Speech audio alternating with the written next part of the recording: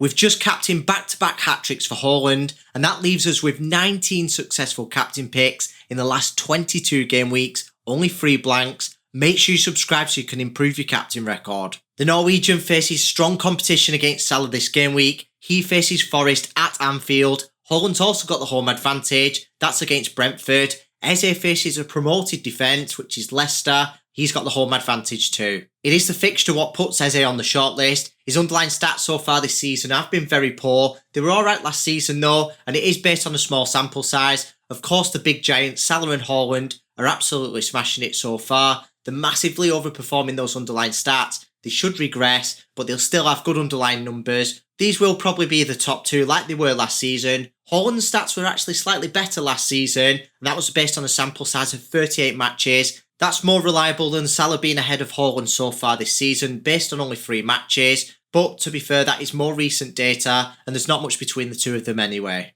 Whilst Eze's stats are poor so far this season, he is the only man that is a set-piece specialist on the shortlist. He takes indirect free kicks, corners, and direct free kicks, and of course penalty duties. The other 2 players do take penalty duties for their respective clubs as well, but they only take the occasional direct free kick. It tends to be Trent for Liverpool and De Bruyne for City. Moving on to the probability section, as always, Haaland's got the highest anytime goal scorer odds with 67%.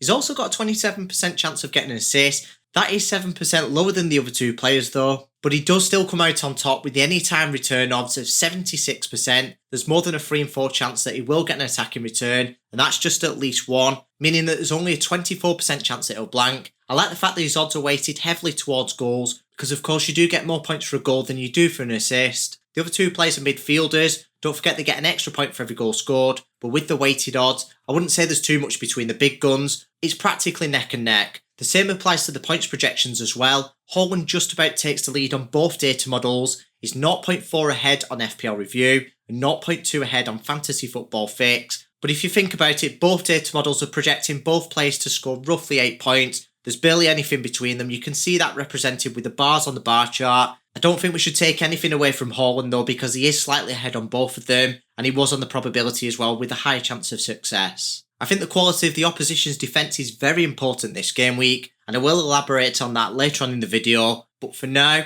Nottingham Forest have the second best defence in the league so far this season. Like I said about the players, it's based on a small sample size of just 3 matches, but I will back that up in a moment. Leicester haven't produced good defensive numbers so far this season, and that's kind of expected off a promoted side. It is rare that they come up with a strong defence. However, they have got 12% clean sheet odds. That's because they have a much easier fixture against Palace, and their expected goals conceded figure is actually lower than Brentford, which you could say is concerning for Brentford, but again it is only based on a small sample size, so I don't want to put too much emphasis on this. However, last season Nottingham Forest had the 5th best expected goals conceded figure in the whole league, 15 teams below them and just 4 above them. That is really impressive. That's based on a sample size of 38 matches, and with them providing the 2nd best expected goals conceded figure so far this season, they're looking to back that up, and I do think their defence is quite strong right now, and I wouldn't say that's an easy fixture whatsoever. I'd actually say that's a difficult fixture from an attacking perspective. I'd say Arsenal, City and Liverpool are clearly better defences, but I can't name another defence that's got more promising underlying stats than Forest. And before we conclude,